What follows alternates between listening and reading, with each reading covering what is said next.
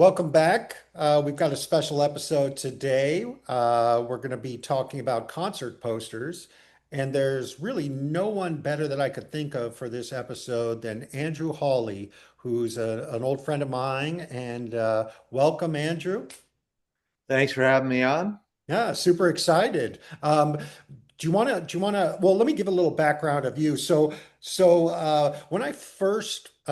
When I moved to San Francisco, and I started working for Heritage Auctions. And one day I was just going to the coffee shop and I overheard someone at the coffee shop talking about concert posters. And I thought it was such a coincidence because I had just started this job at this auction house dealing in memorabilia. And so I approached this gentleman and started asking him about posters that he was talking about. And it turned into this, friendship that's lasted the last, I don't know, like 15 years, 10, 15 years. And his name is Andrew Hawley. So, Andrew, why don't you give a little background about posters and what you do and how long you've been doing it for? Sure, no problem. Well, I started collecting in 1986 when I was in college, and my favorite band was The Doors, still is this day, and I amassed the largest collection of concert posters and handbills and tickets on The Doors, and I kind of used every cent I had to buy what I could get my hands on, and I went to broadcasting school actually in the 90s, and it's a really hard gig to get a job on the radio. And I was still collecting, and I traded with a lot of different people, and one particular person was this fellow Jay Castor who owns Psychedelic Solution.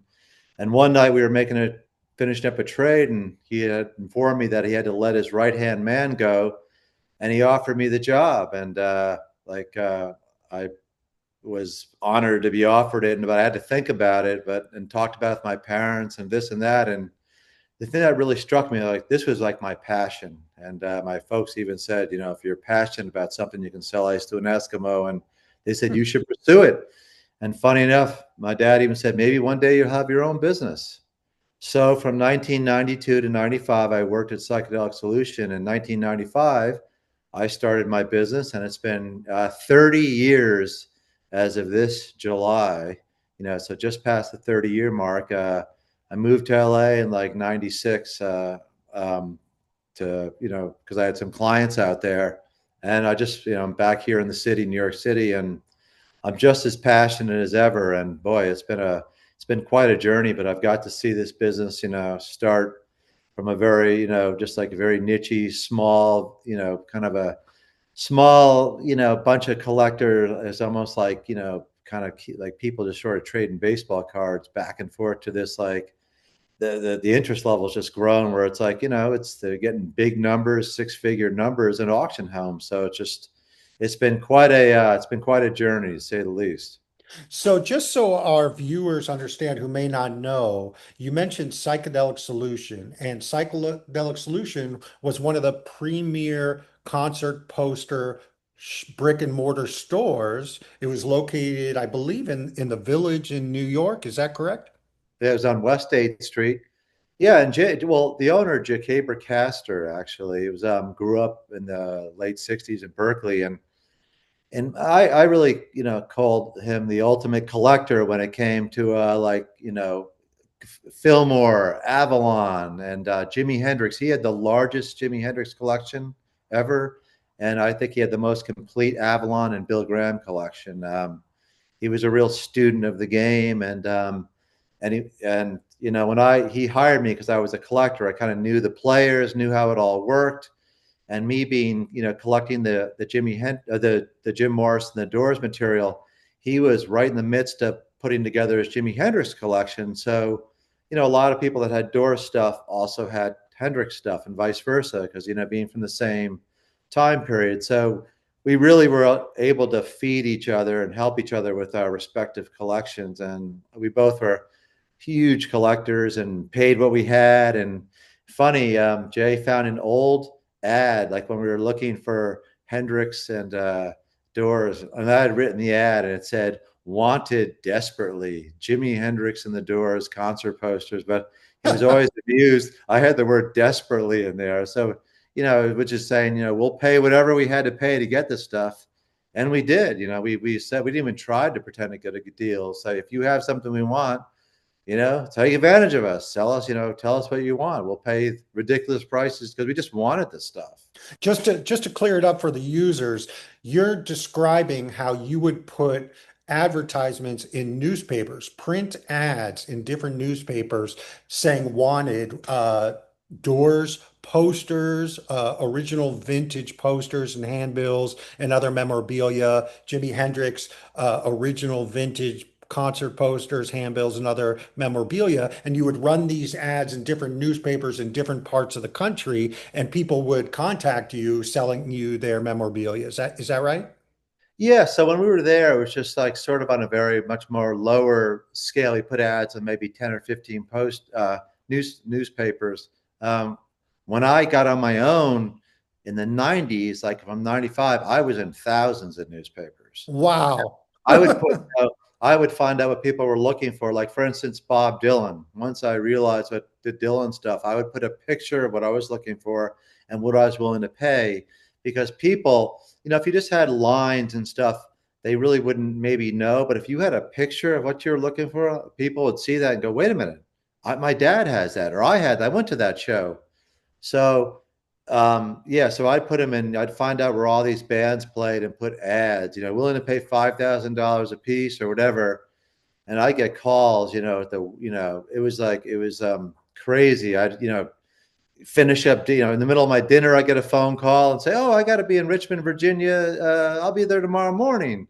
So I was like, of course I wasn't good. I was in California and I just would fly across country, go pick it up, fly back. But I mean, oh my goodness, some of the goose chases I went on, but that it was amazing, the stuff that came up. It was just, so I had them all over the place. So all the different states, weeklies, dailies, you name it. I had people going into the AOL chat rooms looking for it. They had them like the different age groups, like, over 65, like in Troy, New York.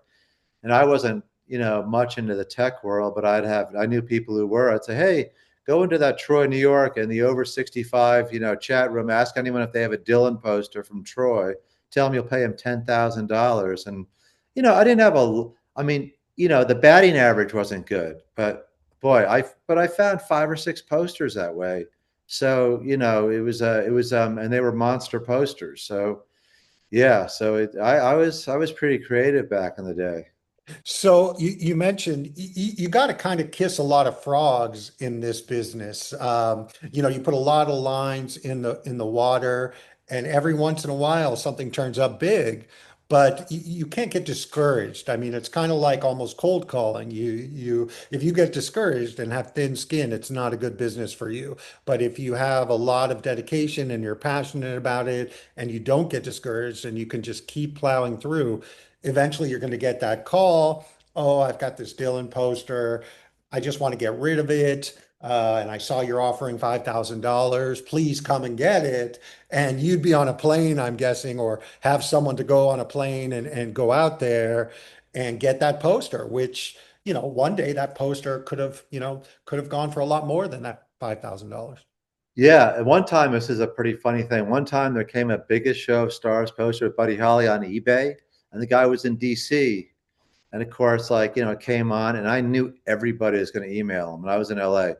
I emailed the guy and said, "Hey, I'm going to be in DC in the morning time and stuff. Can I see the poster?"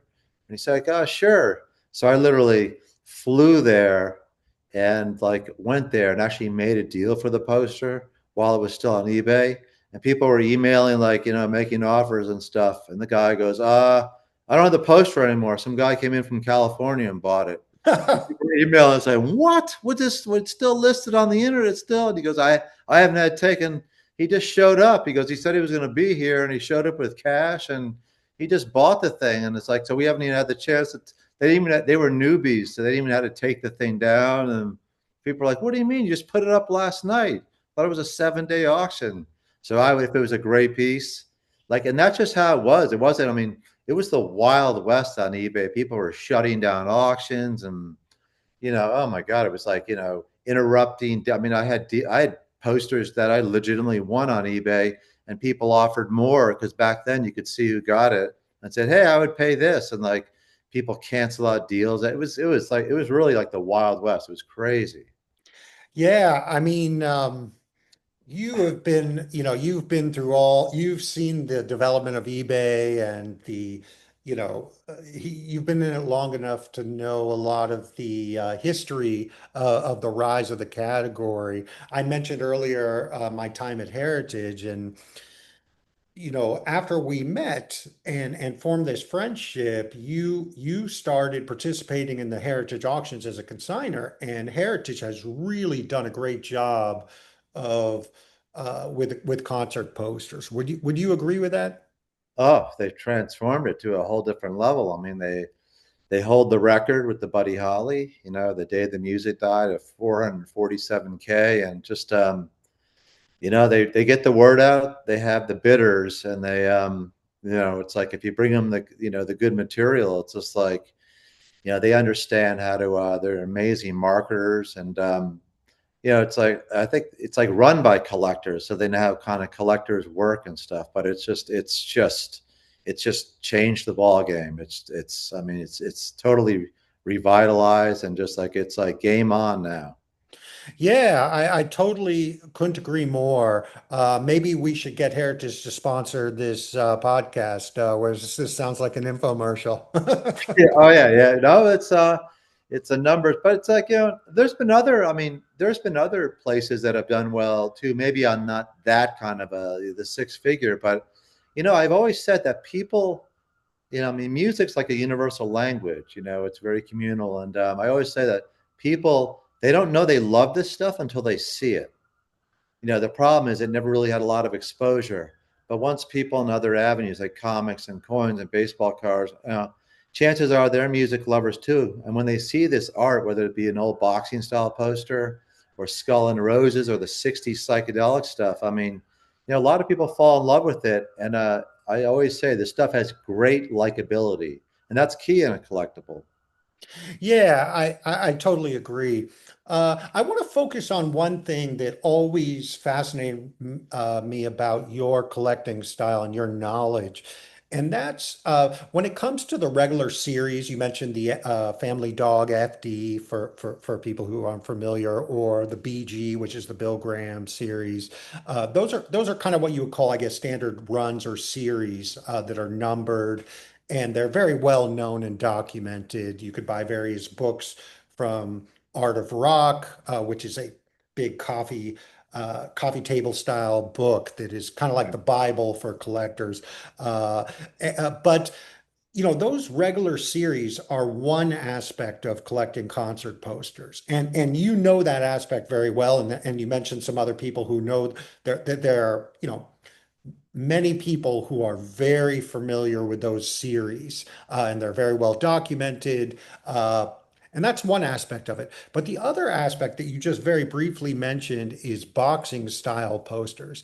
And from what I gathered very quickly from speaking with you way back when we met, was that was the area that you really focused on and had a major advantage over the other people, because you kind of seemed to figure out how rare these boxing style posters were and really developed knowledge about around those. Could you kind of talk about that for a couple minutes? Sure.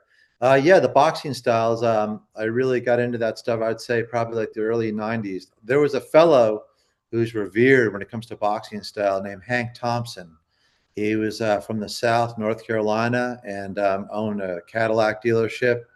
And he was really, I mean, he collected this stuff. He loved the music, and he was really, he tracked down a few pieces and whatnot. And I had a few pieces at that time, but it was when I saw his pieces and stuff. I mean, it really got me even more motivated. And then he saw mine, and you had a couple other people, who really got into that stuff, and especially the globe posters. I mean, when you got to see these like incredible globe, boxing style posters from the 1950s and 60s, like with these fluorescent day glow colors and these big beautiful pictures of the band, and song titles, and these like kind of like fluorescent clouds, and how the colors were mixed together and on cardboard, and a lot of times they were oversized and stuff.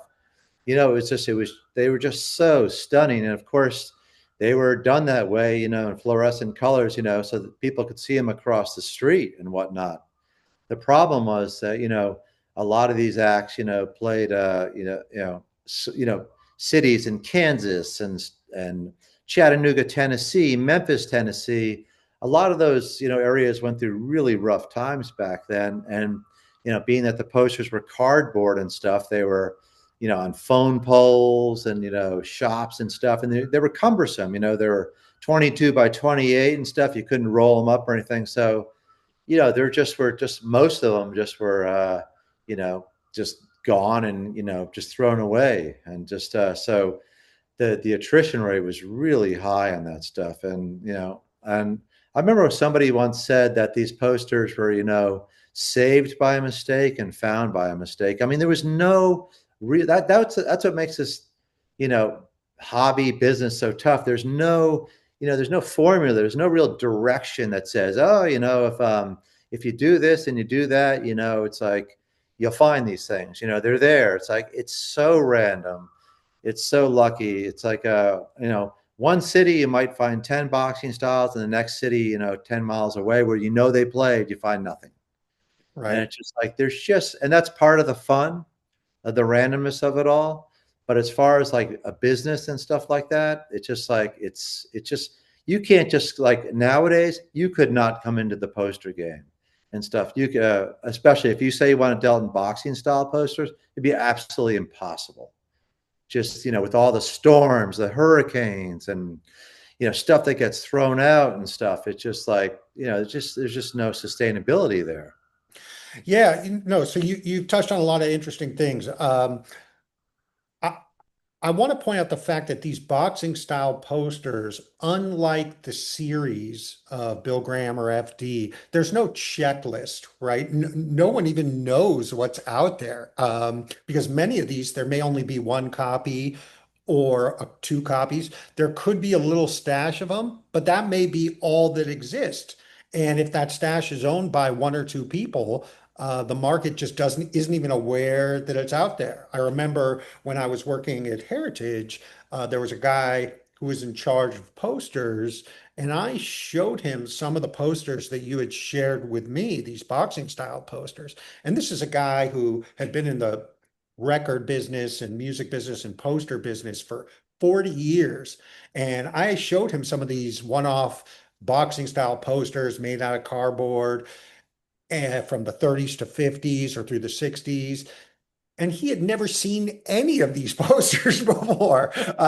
And I was just like amazed that someone could be a poster dealer and not have seen any of these posters before. But that's the difference between these one-off boxing style posters and these series of Bill Graham and FD, which people are much more familiar with because there are checklists, there's books about them. Do you agree with that? Does that sound right to you? Absolutely. You have like a few people who sort of like, it's almost like the Hunt brothers or something. They kind of like, they control, they might control 80% of the boxing style posters that are out there.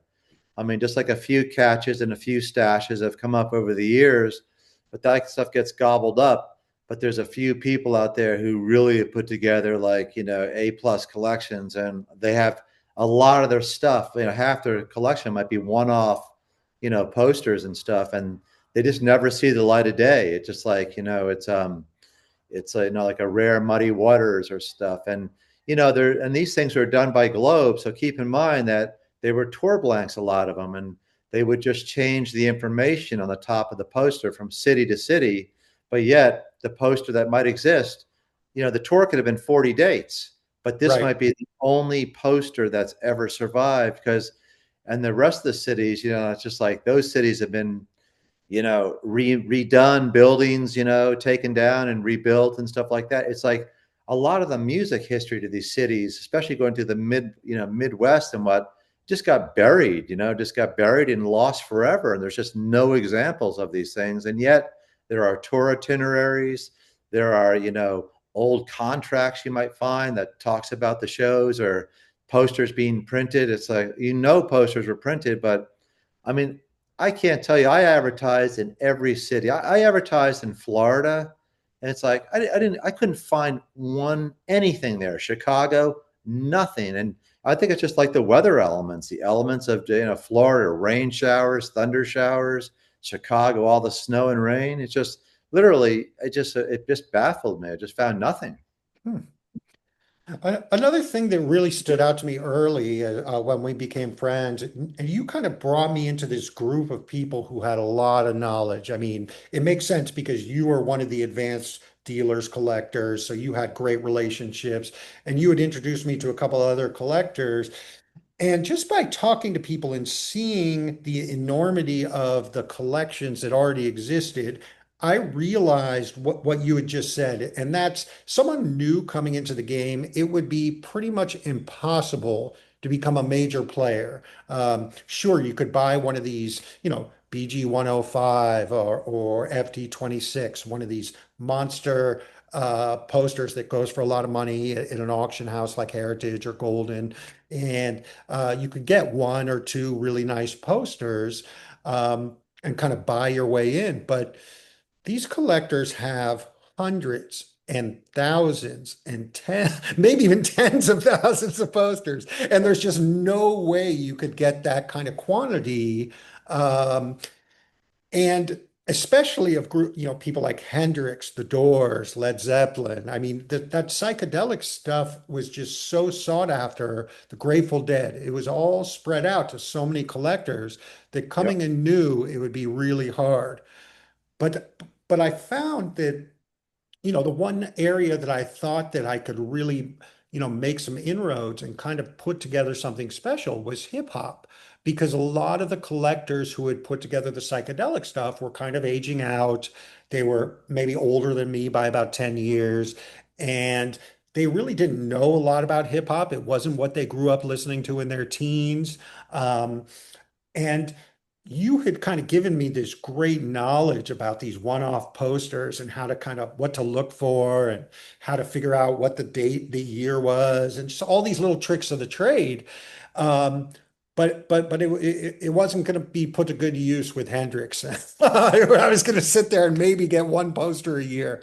But with hip hop, I could grab stuff, and there was a lot of stuff available, and it was very cheap. So that's kind of what I did. But I would go to these shows with you at the Rock Poster Society, which is the annual big show. I think they just had one. It's out at San Francisco at the Hall of Flowers every year. And I'd go and I'd be looking for hip hop posters, and I'd find zero at the whole show. And but everyone had Grateful Dead, and even stuff like Pearl Jam at the time was very collectible, and there were a lot of people collecting it. But the hip hop stuff you just wouldn't find. Um, so for new collectors, one thing that kind of makes sense, and what made sense to me was find your own little niche of something that you're really passionate about, and it's okay if other people aren't passionate about that. It may even be better if other people aren't passionate about it because it kind of gives you your own little lane to go down. Does that ring true to you?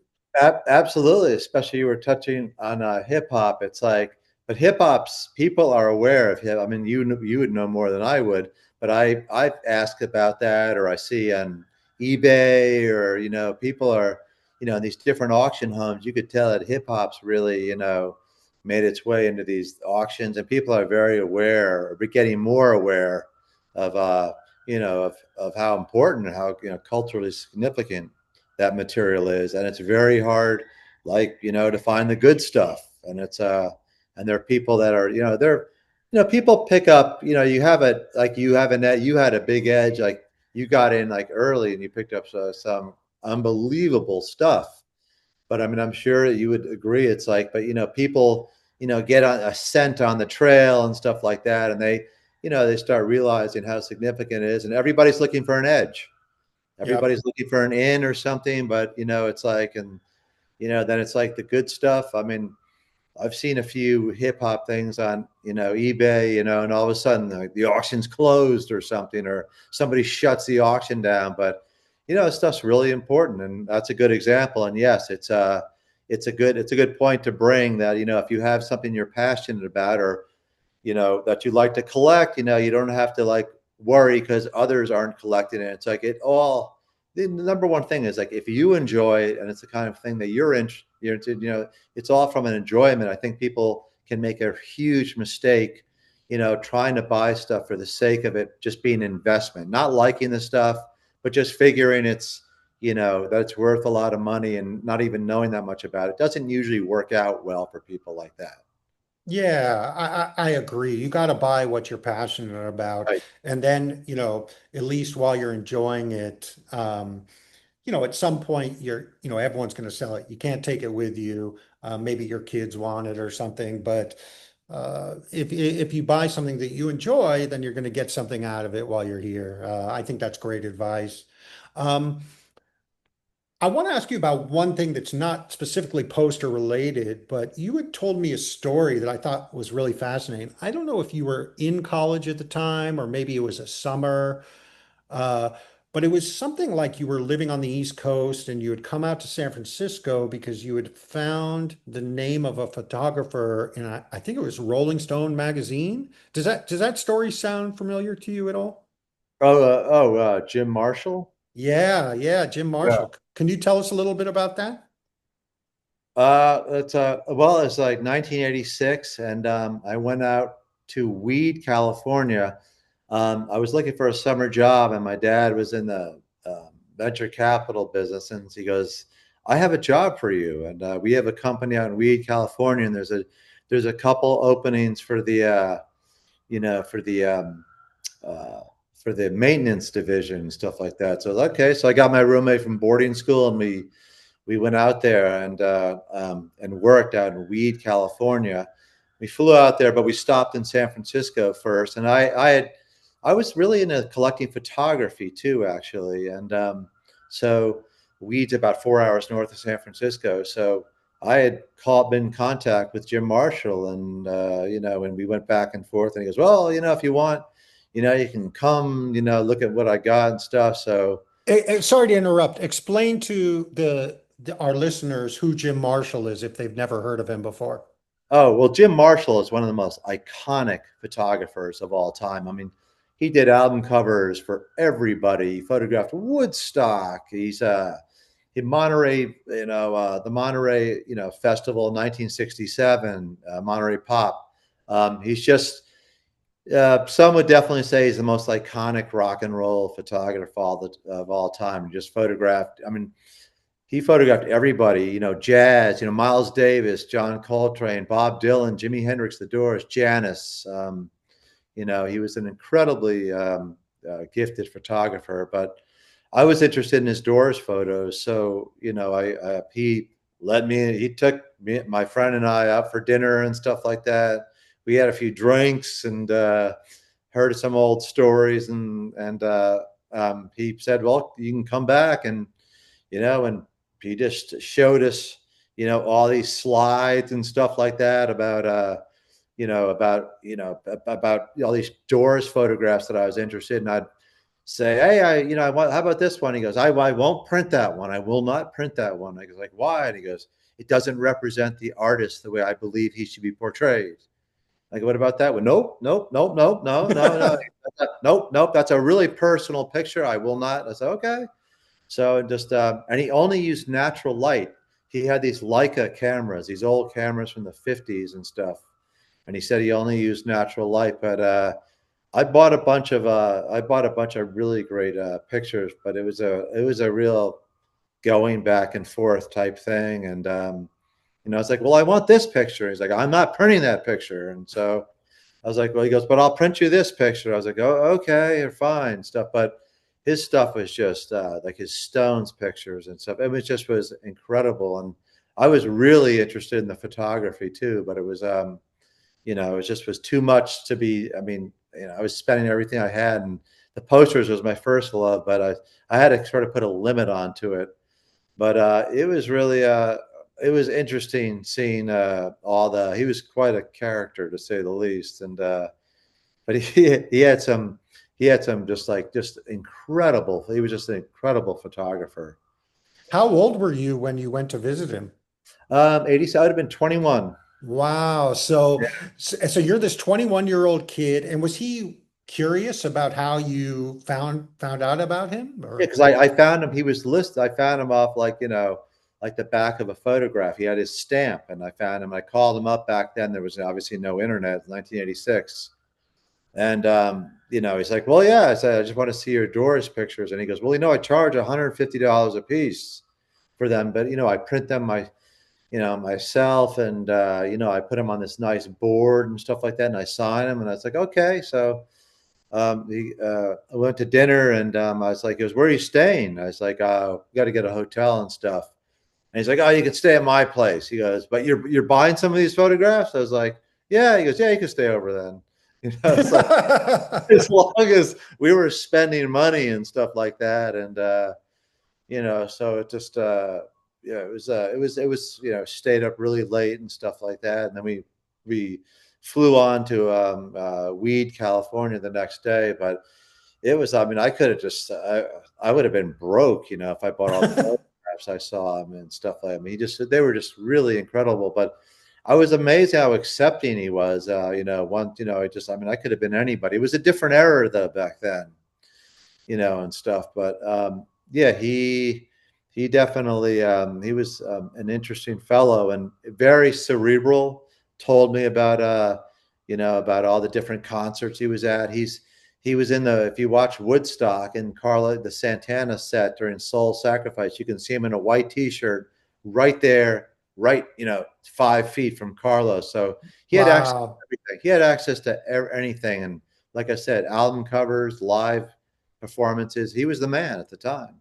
No, that's fascinating. I Yeah, mean, it's so impressive to me that when you were in college, you had the foresight to figure out who was taking these photographs, to track them down and contact them and buy stuff from them directly, because you're essentially eliminating any middleman and going directly to the source. And that's yeah, exactly, as a poster dealer and collector, that's the bread and butter, going directly to the source. absolutely. It's at that time I was always trying to find out. I found when I was in college, I bought a Doors snapshot, and it said it's had the guy's name, photo by Michael something. I forget his last name, the 80s. And I found the guy in information, and he was in Nashville, Tennessee. And I called him up, and it's always weird when you say, "Hey, is your name Michael?" And he's like, "Yeah." I go, "Did you photograph the Doors in 1970 in San Diego?" And he paused.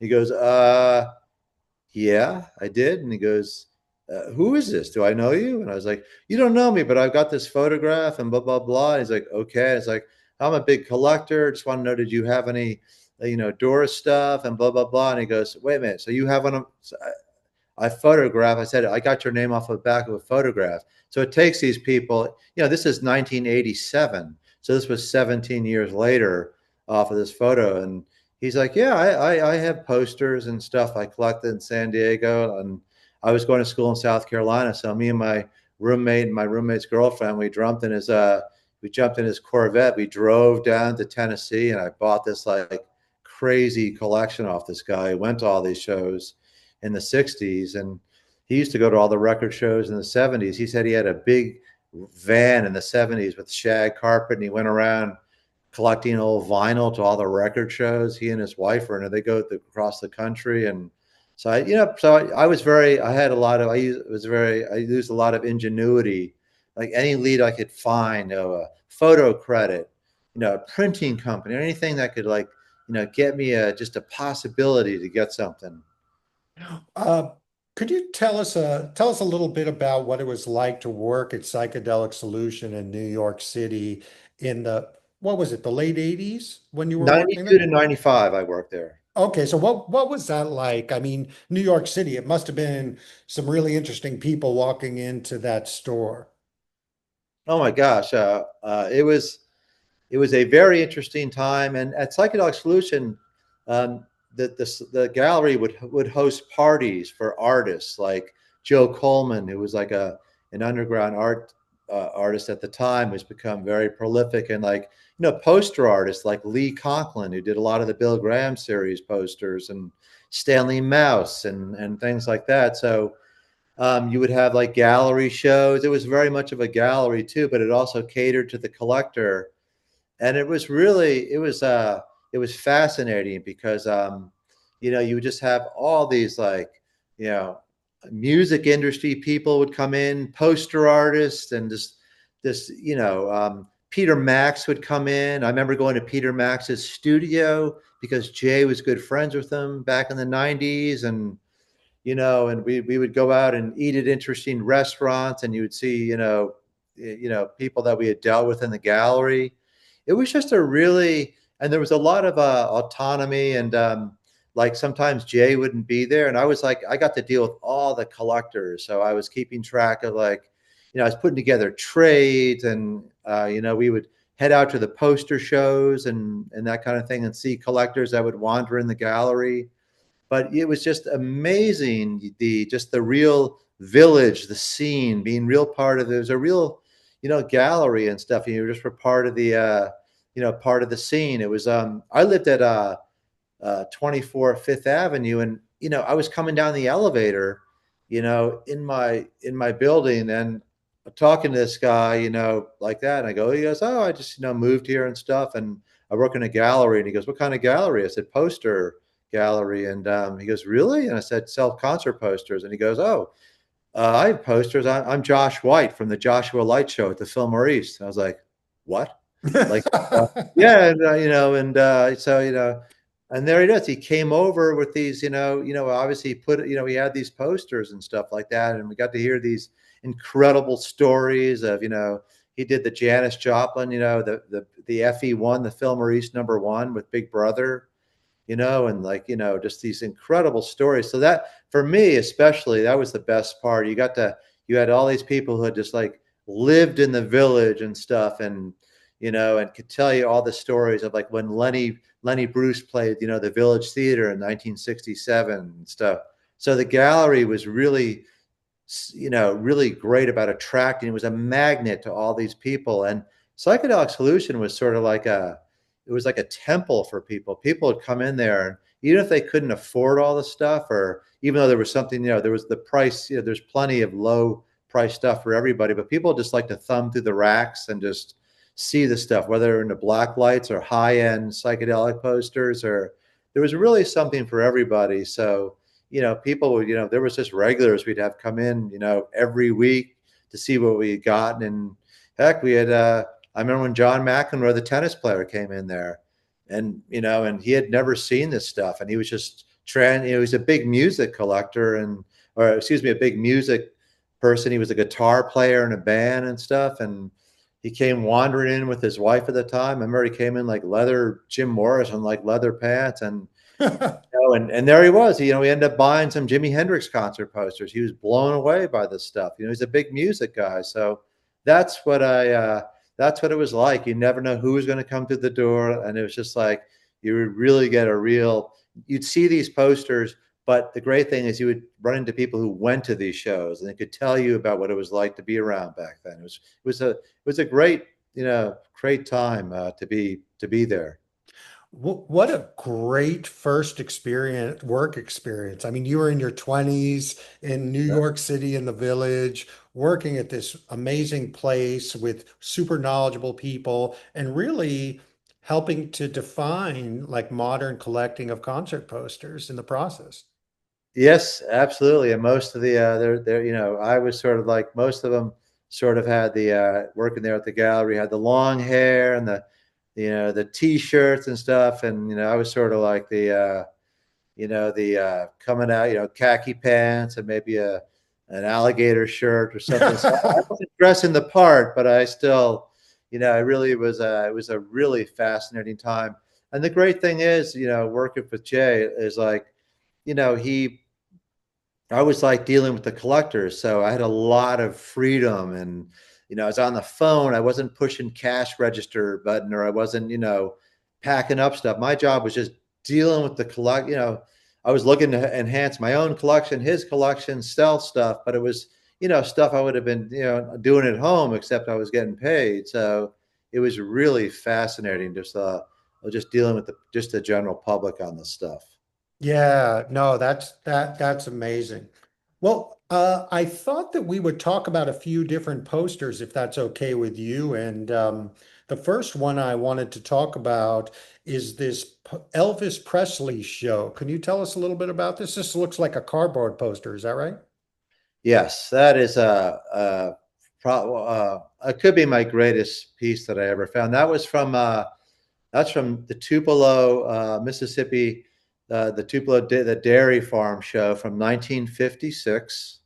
Um, and it was just Elvis. It was his homecoming show. Elvis came from there, and from Tupelo, and the Alabama Tupelo Dairy Show, and it was just incredible how that poster came up. I was literally getting ready. I was living in LA, and I was literally getting ready for I was playing in a basketball league at the time. And I was literally tying my shoes, and I had advertised there, mentioning I'd be willing to pay 20K for this poster. And this guy calls me up, and I thought he was calling about the poster. He goes, "I don't have the poster." He goes, "I'm doing a book on the genealogy of Elvis Presley and blah, blah, blah. And I don't know anything about that kind of, I mean, couldn't help him, and super nice guy. So I just threw it out there. I said, "Do you know anyone who does have the poster?" And he says, "I went to that concert in 56, and my good friend Janine has that poster." He goes, "I've never seen it though." He goes, "She said she had it." So I never saw it. I said, "Would you mind if I called her?" And he goes, "No." So he goes, "Though I never saw it, I can't." She said she had it. So I literally called her up like that the next day. I went to my basketball. She picked up the phone. She goes, "I do have the poster." She goes, "But I'm not selling it." And I just wanted to know. I wanted to hear what it looked like before I got into trying to really get it. I go, "I don't want to bother you or anything like that. Can you just read it off to me and tell me what it looks like? Is it on paper or cardboard?" And she goes, "Okay, hold on a sec." It was in the closet, and she read it off to me, and it had the. I go, "What color is the ink?" She goes, "It's all red. It's 22 by 28 or thereabouts. It's on cardboard. I took it off the wall of a creamery that was near my house, and blah blah blah." And I said, "Well, I just couldn't believe it." I said, "Well, I had an ad in there that said I was willing to pay 20 grand." She's like, "Oh, I didn't see that." She goes, "But," and I said, "If I'm ever in town, could I see it?" And she's like, "Well," and I said, "Because I might be there. I might be there in the next couple of days." She goes, "Well," yeah, yeah. Goes, and she goes, "Well, you can call me, but we have family in town, stuff like that." And I said, "Do you mind if I don't want to bother you? Do you mind if I call you?" She goes, "You can call me. I can't promise you I have time to do this and stuff." So I said, "Okay." It's like that. So anyway, I got a friend of mine who I usually get on my poster excursions to help, if I'm carrying multiple posters back, or if help me out on these kind of things. And I said, "We're going to Tupelo." And he goes, "Oh, you're getting a poster?" And I just said, "Yeah, yeah, yeah." So literally 2 days later, I fly to Tupelo, Mississippi with my friend. We get in the hotel room. He goes, "When are you going to get the poster?" And I said, "Well, I don't know if I'm going to get the poster." He goes, "What do you mean?" I said, "I don't even know if I can see the poster." He's like, "What?" I was like, "I thought you said." And I was like, "No, I just want to." So anyway, and he's like, "That's crazy. You don't even have a deal. This lady didn't even say you could see it." I was like, "I'm going to try to get over there." So I bought cashier's checks, in $10,000 increments and everything. I bought up to $50,000. Um, and so anyway, I call her up and stuff, and she goes, "I just don't know if I don't know if I can do this." She goes, I'll tell you what, I'll call you back if I can find time. I don't have time right now to do this and stuff. I can't, really, do this and blah, blah, blah." And so I literally said to her, I just said, look, I said, I'll give you 70 grand for the poster. And she's just like, Wow, that yeah, is a lot of money for yeah. I any said, poster. yeah, I just said, she goes, I don't know. I have to talk to my husband, stuff like that. And we have family here. We really do. I mean, I have to talk to my family. I said, okay. I was like, but I could, I'm here in Tupelo. And she goes, yeah, yeah, okay. Well, let me, like that. I didn't get a good, it's a lot of money and stuff. And she didn't Let me say, interrupt you. Let me interrupt you, Andrew, just to set the stage. So yeah, this is what year is this? 2007. So 2007, you Yes. offered Yes, I $70,000 did. for this poster. Yes. I mean, today we see posters going for considerably more than that, but in Unheard of. 2007, 20 Un- years ago, yeah, that- unheard of. Yeah. a lot But of this people would poster, say a lot of this people would say that that's an insane amount of money in 2007 to spend on a poster.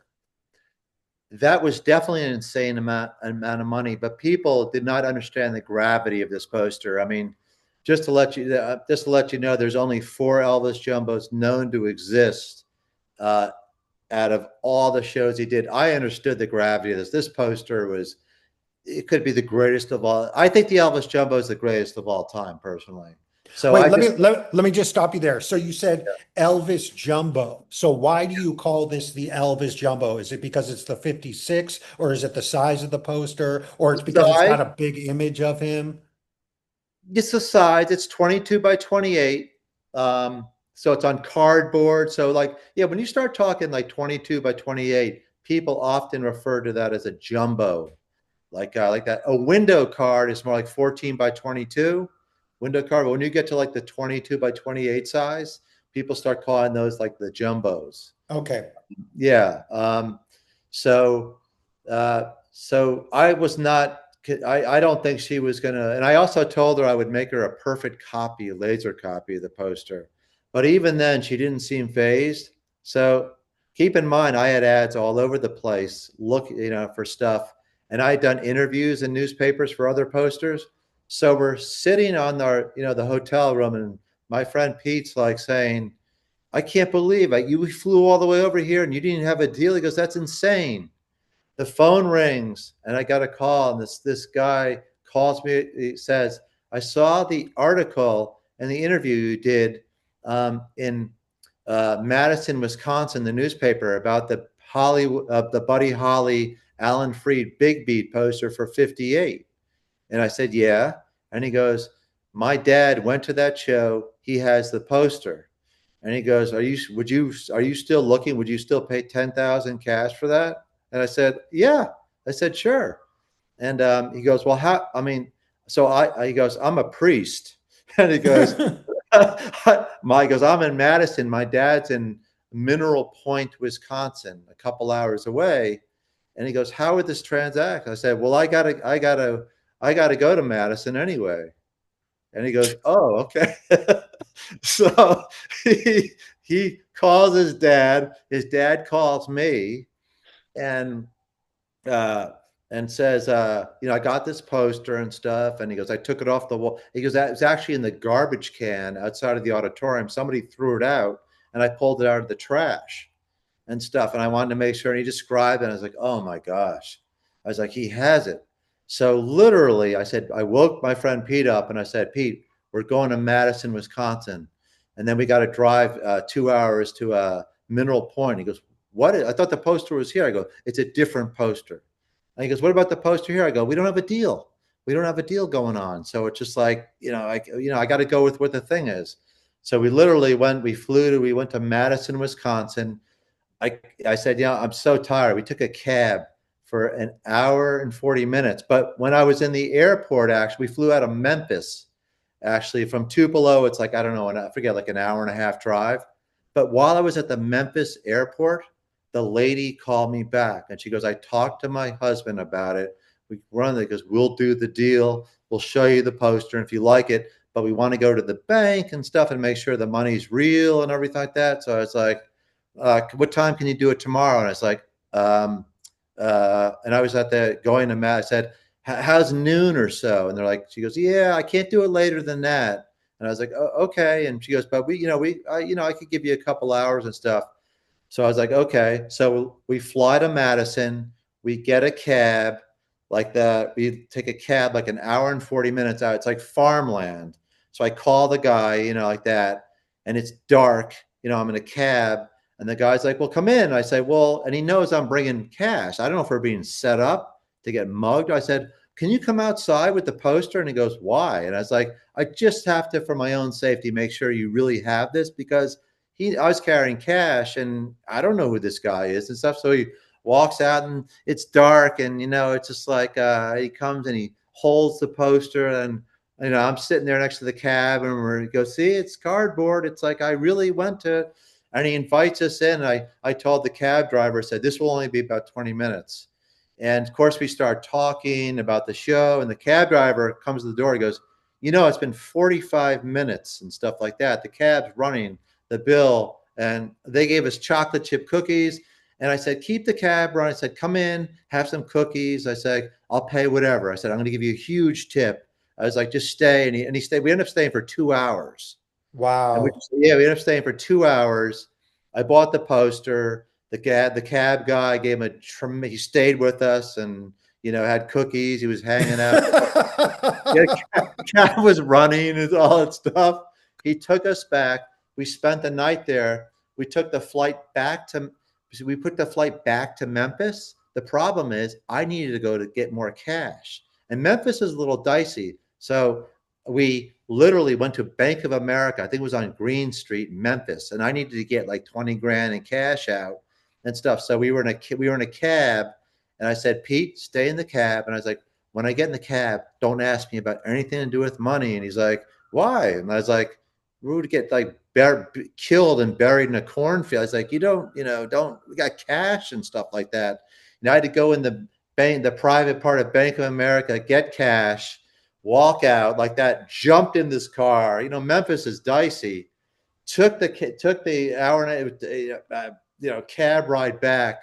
We got back to Tupelo and ended up buying the poster from these folks. We went to the bank and stuff like that. And then we literally flew back to LA, flew back to Memphis back to Los Angeles. And I made him the copy as I promised and stuff. And that, I had that, and I got the day I got back, it's like, there I was, like holding like this monstrous, just crazy poster that this lady had, taken off the side of a creamery in Mississippi. It was just, it was, and not to mention, I had an Alan Freed Big Beat with me, the Buddy Holly poster. So I had these two monster posters, but the Elvis being, off the charts, and the Alan Freed Big Beat was huge too. That and its day, that on any other day would have been the prize, but the Elvis Jumbo is just like, poster mecca. So you had spent 80 grand on two posters. Yep. This is Yep. like 20 years ago. And Yeah. these are one-off posters that most people probably have never even seen before. Um, how did you know about the Elvis Jumbo before that? And how did you know how scarce it was? It's interesting you say that. So the Elvis Jumbo, actually, there's a Jacksonville one that was reprinted by Hat Showprint, who printed up these posters. Hat Showprint in Nashville. They've been around since the late 1800s. They're still around today. They printed these posters up. And there's a picture of in Life magazine of a preacher in Jacksonville holding one up in a church service, and he was railing about Elvis and stuff. So I had gotten in touch. Nobody could tell me, like, I knew that Jacksonville's had been reprinted at one time. And somebody had told me that one of the Jordanaires, which was a gospel band that opened up for Elvis in these 56 tours, someone had said that they believed they had heard that they had lent the poster to Hatch to reprint. So I got in touch with a couple of the Jordanaires. I found one of them, and I can't remember. Was it Ed Walker? Might have been Billy Walker. His last name was Walker. I can't remember his first name. So long ago, but he said, I don't have that, but one of my best friends Gordon Stoker, who was one of the Jordanaires, he has that poster, and it's fascinating. Whatever he has that poster, he lent it, so he put me in touch with them and stuff like that. And he uh, Gordon was a great man. It's a very private. Knew Elvis very, very well. Went to his funeral and all this kind of stuff. Very private guy, but after back and forth on the phone, he invited me down, and he had the Elvis from Jacksonville. So, and it was all red. So I knew all the information was all red. And I asked him, I said, how did you get this poster? And he's like, I was driving to rehearsal in 1956 in Jacksonville. We were driving to rehearsal, and I looked over, and the poster was on a tree in a park in Jacksonville. And they misspelled our band, the Jordanaires. They misspelled the Jordanaires on the poster. So I stopped the limo, got him to stop, and I pulled it off the tree, and I was going to take it back to Hatch Show Print because I lived in Nashville, and I was going to say, look, you misspelled this, so you need to fix this for the rest of the tour. And he goes, and of course I got busy, and I forgot I had it. In 1977, I was selling my car, and I pushed my seat forward, and there was this cardboard poster folded into quarters, and it was the Jacksonville poster for Elvis. It was such a historical show because he wasn't allowed, he was going to be arrested, for jiggling around his hips like he did on the Ed Sullivan Show. So it was a very contentious show. Like the mayor had told them that you will get arrested. We will arrest you all if you any kind of sexual innuendos or anything. But Gordon had this poster, and I made a deal for that poster from him. He Wow. flew down. I went to his house. He showed me some of his incredible Elvis memorabilia, rings, different things. And he goes, I got this stuff from Elvis. He goes, I'm selling the poster because I don't consider this anything Elvis didn't own. It was a piece of advertising. But he sold me that poster. So I knew what the poster looked like, actually. And just to come full circle, so there are 4 jumbos known on Elvis. There's 2 from Alabama, from the show I had. One was trimmed, and interesting enough, Hatch Showprint did a show, I don't know, 12 years ago, 13 years ago, at the Experience Music Project in Seattle, and everything had a credit on it, like collection of so and so. It had like country western, Johnny Cash. There was clothes, and there was Elvis clothes, and there was posters and stuff like that. A lot of different posters, and it said from the collection of so and so. So there was this Elvis jumbo, like the one I had. It was trimmed down the side, but it just said anonymous because the person who had it knew he was going to be bothered beyond belief. The lady from the Smithsonian put it on like this. And of course, I went to her and said, who owns that? And she goes, oh, no, no, no, no. This guy doesn't want to be bothered by anybody. It's not for sale. It's not. You're like, you're like, No, you're, yeah, no, you're, yeah. No you're, money's gonna buy it. you're She's, like, you're like, but I'm going to be in your city tomorrow.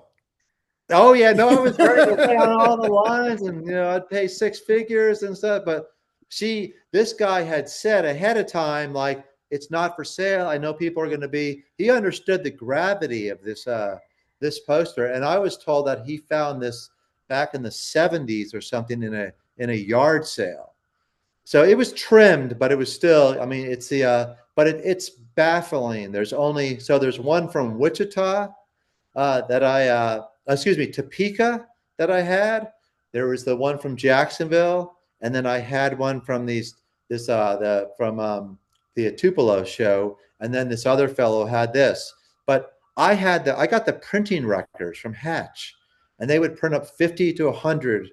There must have been 60 shows, 70 shows, or shows like all through Florida, all through Alabama, Mississippi, like printed up. They were FedExed that on this date and stuff like that, and so they were printed. They had the FedEx, how much it cost to send them, and I thought about all this, and I kind of thought, how could that be? And I kind of, there was 50 made for Elvis Presley in Sarasota, Florida in 1956. This looked exactly just love. They all looked the same. The beautiful full shot, they call it the tonsil shot because his mouth is wide open. You can see the back of his mouth on the shot. But I mean, Sarasota, Florida, in 1955 is, it was pretty desolate. But I figured out that even though they printed up probably 50 of these things and the posters were sent out, the real question you have to ask is how many were really actually hung up? Because there's no way they hung up 50 of those things. They probably just had to print up a certain amount to get a certain price. I mean, there was no way they were hanging up 50 posters in Sarasota, Florida in 1956. I mean, it's just not a big area. Where were they, hanging those posters up? So the big question is they probably hung up 5 or 10 of them and the others just got chucked. So really, truly, when you're looking for these things, only like maybe 5 or 10 of these things were ever in play to begin with, because these things were 22 by 28 and there was just not enough places in Sarasota to hang that up. And the 5 and 10 that were probably hung up were probably, done by a rain squall or storm, 2 days later. This was August of 56. I mean, So this is a really interesting topic, and that's, you mentioned there were 40 different cities where where Elvis played this show, and each one had a minimum of 50 printed. So that's 2,000 posters printed potentially, yeah. possibly even more, and only 4 have surfaced. And And and people know today that that's a valuable poster because if they search it online or just the fact that it's so old, I mean, they would think that it wasn't, $100 poster, a $200 poster. I mean, they would know it had some value. It's in, and this is one of the interesting things about posters is that you could go to an auction house and spend six-figure amount on this poster if one of those 4 came up or a new one came up. But you could also go to a garage sale or a flea market or even on eBay and see one with a buy it now for $500. And I mean that you just have to be aware and have the knowledge to know what you're looking at, even if the seller doesn't know what they have. that's very true. It's a great point.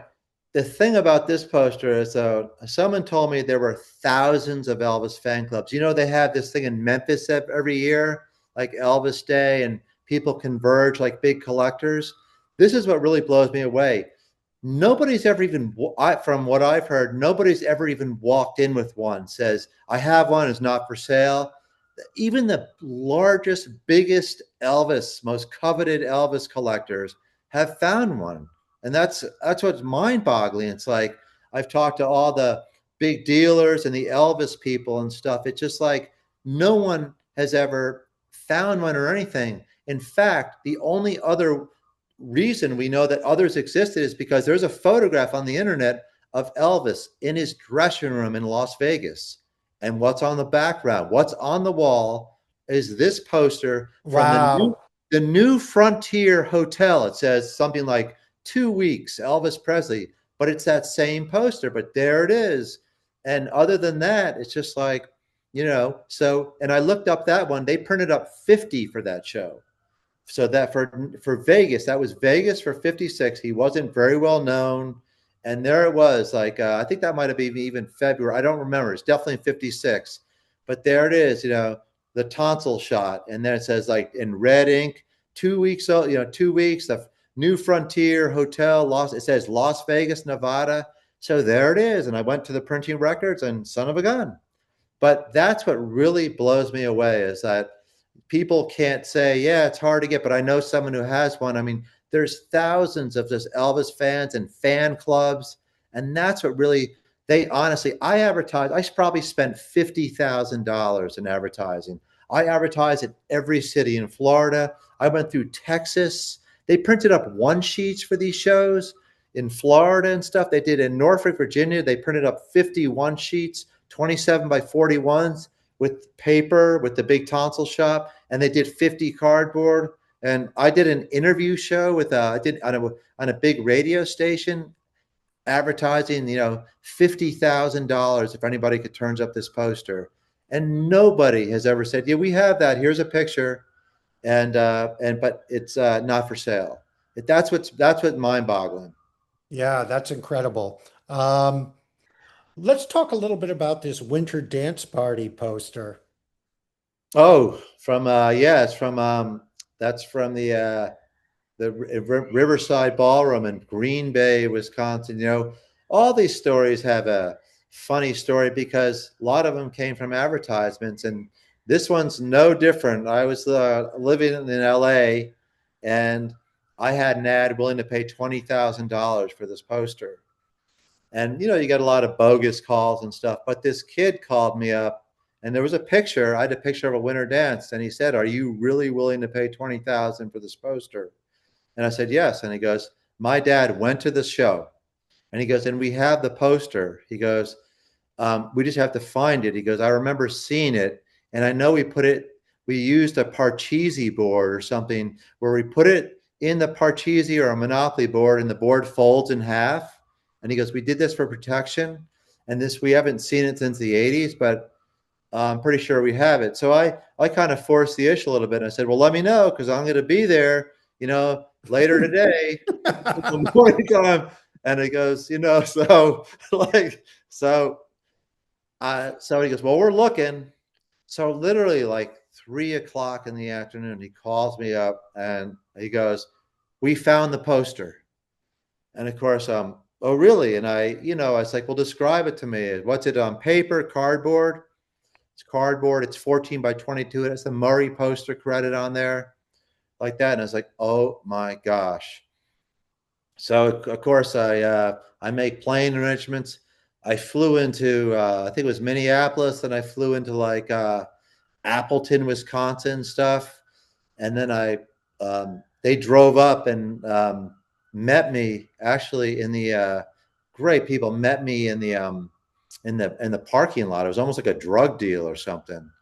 And the story was so fascinating because the fellow went to the show that night with his sister, and he goes, he didn't get the poster that night. He was literally, it was the next day after the show, he went to a gas station to get his car filled up, and the car next to him actually uh, had these posters in a back seat and stuff. And he saw him, and he asked the guy, and he goes, do you mind if I have a couple of these posters?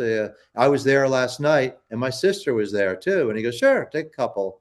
So he took two. The guy either was the promoter or was responsible for hanging them up. But it goes back to that point, like they all weren't hung up. Those probably got tossed. There these extras were in the back of the seat. And the sister, she lost hers in the 60s, but this guy held on to it for all these years.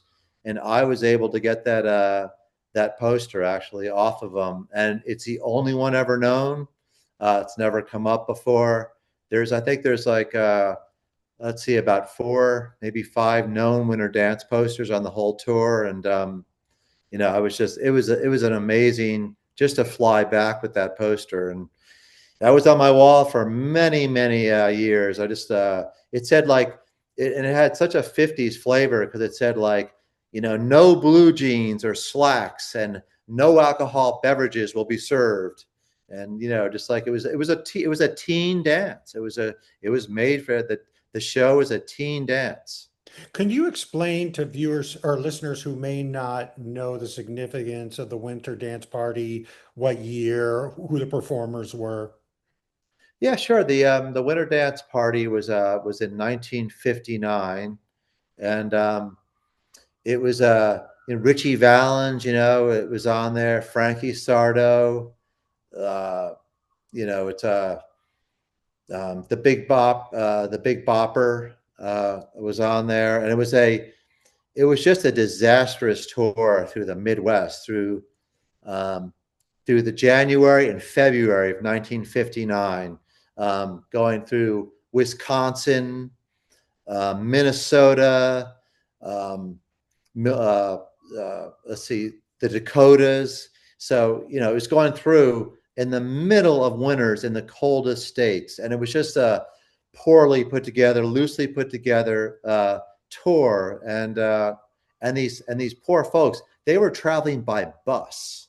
I mean, literally, they had to like, they were traveling through this bus, and they were huddling together. The bus would break down, and it was just a disastrous tour and stuff, and it was just an ill-fated tour, and of course, the day the music died happened after the show of February 2nd. They played the Surf Ballroom in Iowa, and Buddy and other musician, Buddy Holly, and other Richie Valens and some other musicians took off that night, and they were flying to Moorhead, Minnesota, to play on February 3rd, and of course, the plane crashed. And so, obviously they didn't make it and stuff. And that's, the Don McLean, the day the music died, Bye Bye Miss American Pie was, of course, that anthem, attributed to that, that event.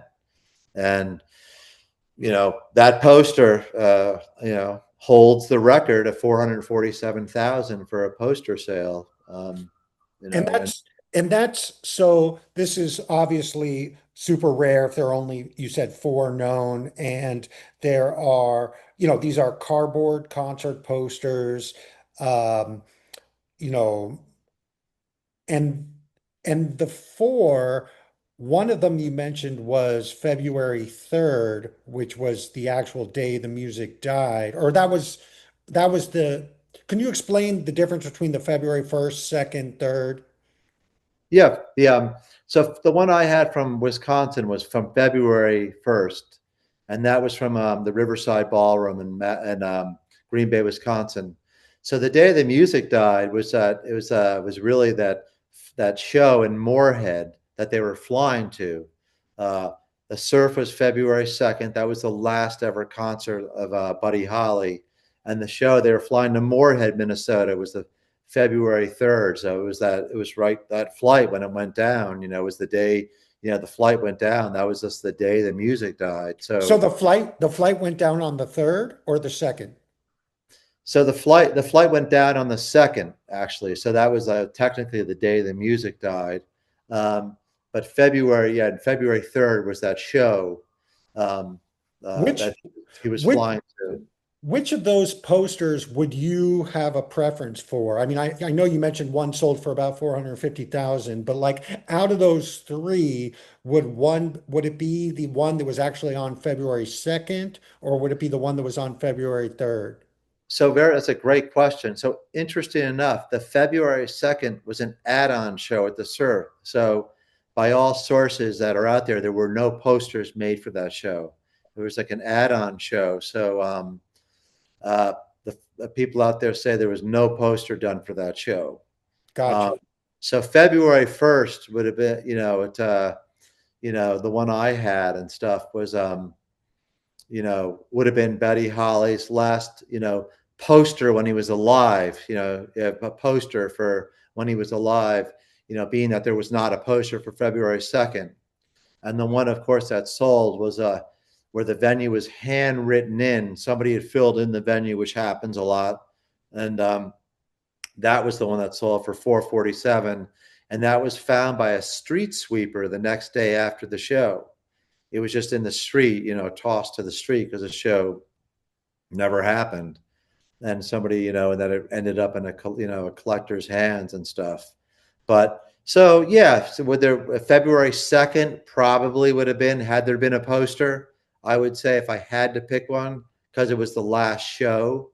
But since there was no poster, then the day the music died poster, like that, going to February 3rd it's pretty, it's a horrible event, obviously, but it's a huge piece of music history. Yeah, that's incredible. That's really special. Yeah, they're all just like, as rare as hen's teeth. They're crazy. And by the way, getting back to the rarity, at that auction over there at 447, yeah, you would think that kind of money. Three winter dances had sold. One went for 125. That was mine as well. That was the first one from Mankato. Then you had, the other one. 250, and then the one that was the Riverside, that was mine, and then the one that went for 447, that was the day the music day died. That they pulled out zero copies of any of the Winter Dance posters that from Heritage. Like you would think those kind of big money, you would think somebody would have had one somewhere. Nobody has called up or chimed in and said, I got one of those from any of the dates. None of the dates. Gotcha. So you mentioned three posters, and earlier I had said four, but you mentioned three. Am I getting this right that one of them was from February 3rd and the other two were from February 1st? Well, there's February 1st. There was the one from Mankato was late January. Ah, late January. Okay. So total, I would say, so there's three that have sold. Um, well, let's see here. Yeah, there's like four or five known, like different ones. They're all different. Gotcha. Um, one of them was after, one was from Springfield, Illinois, but so the tour went on, even though Buddy had died and Richie Valens and the others. So the tour went on. So the one from Springfield, Illinois still has the same image, obviously, because the posters were already made up. But Buddy, it was probably a week or so or 10 days after he had passed away. So the show still happened, but obviously they put replacements and stuff. Buddy Holly obviously was not there. That's an incredible story. Yeah. Um, let's talk a little bit about this Rolling Stones poster. What can you tell me about that? So that's a fascinating poster. So once again, coming from an advertisement from the New Haven Register, a guy had called me, and I was looking for that poster because I knew that they were supposed to play up there, and they played there the following year in '65.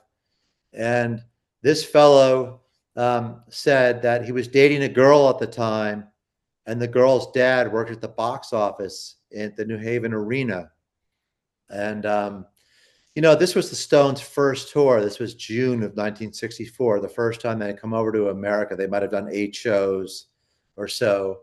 And she knew a little bit about them. He said she was a huge music fan and blah, blah, blah. And she was excited, super excited to go to the show. And so they were going to go as a couple. And so lo and behold, her dad came home one night and said that the show had been canceled for lack of ticket sales. Wow. They could not sell enough tickets despite making this wonderful poster and having Murray the K, who was a very famous DJ, WOR there in New York. They had the famous DJ, and all this hype, like New England's greatest, hits and all that kind of stuff. All this hype, a beautiful poster, their picture on it. That the show got canceled for lack of tickets. Rolling Stones, imagine that, not able to sell tickets, and so her dad bought home the poster from the box office just as a memento and stuff. Said, "I show's canceled, but here's the poster from the show," and he had gotten it. Years later, she had it, and he was a fan. She just gave it to him and stuff like that. And he saw, my advertisement and stuff, so I was able to get the poster, and it's just just such a conversation piece. The Rolling Stones, here they are playing, MetLife, 5 nights in a row, and all this kind of stuff, and selling out everywhere they go and commanding millions of dollars. And this one concert, they couldn't sell out the New Haven Arena, and Yeah. in 1964, their shows were so sparsely attended and stuff, especially on the first tour, but even on their second US tour, in the fall, they played Dayton, Ohio, and you see pictures, and it's very sparsely attended, and it's just like it took a while, it took a bit of time. About 10 years ago, they had a Rolling Stones experience in the West Village in New York City where I was living. They had, in this warehouse, and they had all kinds of memorabilia. And I think a lot of it kind of came from the band or people surrounding the band.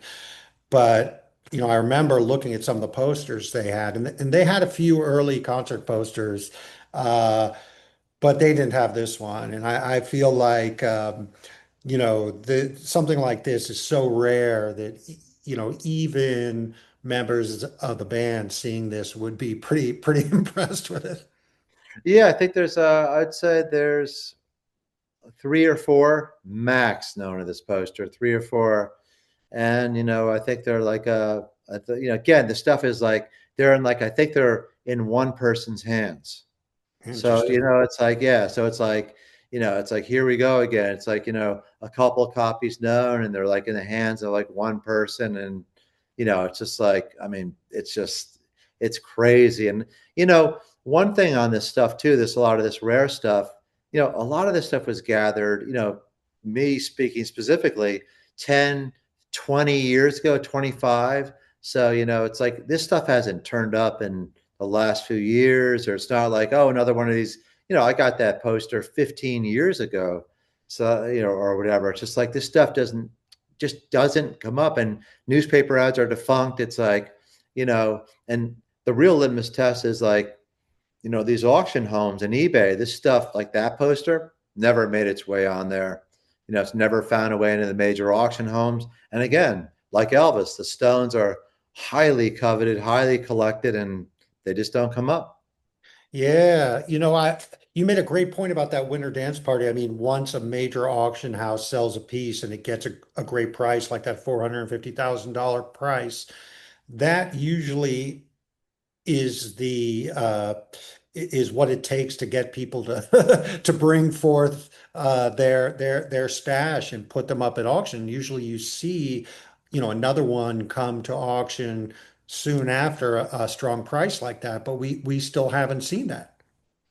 Nope. And of course, companies and people use that as as a major advertising, bullet point to attract it. And that result spread as quickly as wildfire. It was all over the news. It was antique publications. It was it just was all over the place. There were stories done on it in antique trade magazines, and nothing, not one poster from that tour turned up from that. Again, you have to look at, you know, February, March, January, excuse me, February, January, South Dakota, Minnesota. I mean, even when I got posters from the people, they were saying it was like 10 below zero that night and stuff like that. So again, the elements come into play, the small print run, and quite frankly, who would ever, these were teen dances, and 14-year-old girls and 14-year-old guys, they weren't into holding, these dances were for teens, so they weren't grabbing posters. Yeah, I mean, I think these rare one-off cardboard concert posters are so special and so undervalued. But the main problem with a market forming is that, as you mentioned, there are a few large collectors who have all of the stuff. They are rabid collectors. They hoard it. They may have most of the copies known of a poster where there are only four known copies. They all may be in this collector's hands. And because of that, no one even knows that they're out there and that they exist. And I think in some ways that depresses the value of them, because I was just reading today that I know you casually follow the sports card market, and there was a Michael Jordan rookie, which is a coveted card, 86 Fleer, could sell, depending on condition, anywhere from the low thousands to 150,000 plus. Um, but that card in a PSA 9, um, that's probably a $30,000 card, was autographed by Jordan and sold for $2.7 million. And when you compare that card to something like one of these Rolling Stones posters where there are three known to exist, or four known to exist, and it's from their first tour, it's beautiful, it's cardboard concert poster, ultra scarce. I mean, Michael Jordan lives an hour north of here in Jupiter, and obviously it's a scarce signature. He knows the value of it, and he doesn't just sign his rookie cards. But there are tens of thousands of Jordan rookie cards. There are probably tens of thousands more in unopened packs, and um, Jordan is 60 years old and could still sign. And maybe if you get him on the right day, I mean, we had a podcast a few weeks ago where someone got him on the right day and he did sign. It wasn't on a card, but they got him to sign something. So it just seems a little bit out of whack when the highest price ever publicly for a concert poster at auction is $450,000. And sports cards routinely, with or without autographs, sell, in the hundreds of thousands, in the millions of dollars. Um, we're talking about players like LeBron and Kobe and Giannis and Steph Curry. And it definitely seems a little out of whack. Does that seem out of, do you feel like concert posters are undervalued? Absolutely, 100%. That's a great point in comparison you make there.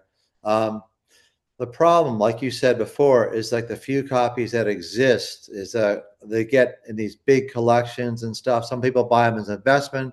Some people have them in their collection, and the print runs were really small. And it's very discouraging for collectors. Like if, for instance, if you wanted to collect the Rolling Stones posters and you wanted to collect the 60s era, it's like, good luck. Yeah, there's some common ones out there you could pick up, out there. But if you wanted to have like, from rare venues and stuff, you would be lucky not to get one a year. You'd be lucky to find one, period. And if they just don't come up, and you'd be fighting everybody else and their brother to get it. I mean, if you collected like Motown, some people love to collect Motown. Like the Motortown Review was a tour, in like 63 through 67 stuff, and they printed up posters. They printed up posters for sure, but maybe a dozen or something exists. So if you collected Motown, you wanted to collect Little Stevie Wonder and the Supremes and all that, you know, you'd be lucky to find one in your lifetime. So it's just like, so people get, I think, discouraged because, it's like there's no, and again, there's no, baseball cards, you can go, if you have the clout or the money to play with, you can go to a dealer, you can go to eBay, you can find a Michael Jordan thing. If you have the money to buy one stuff, varying condition, depending on what your tolerance level is, and you have the money, you can get one. But here again is the random, the sort of the chaoticness of the concert posters thing. It's just like you can look on eBay for the rest of your life or something like that, or you could check out auction homes, but a lot of times they're not going to have a crazy rare Stones poster. It's just like, and like you mentioned too, you might one time go to a flea market. Odds are very slim nowadays because people are hip to it. Maybe somebody has one or something like that, but most people now are connecting the dots and they realize that, there's value here. They don't know what, so they let the market, they let the eBay figure out the market and stuff like that. So it's really discouraging. And I like to point out also that a lot of these posters that are being auctioned off, a lot of these great Zeppelins, Hendrix, Doors, and all these boxing styles, they were found many years ago.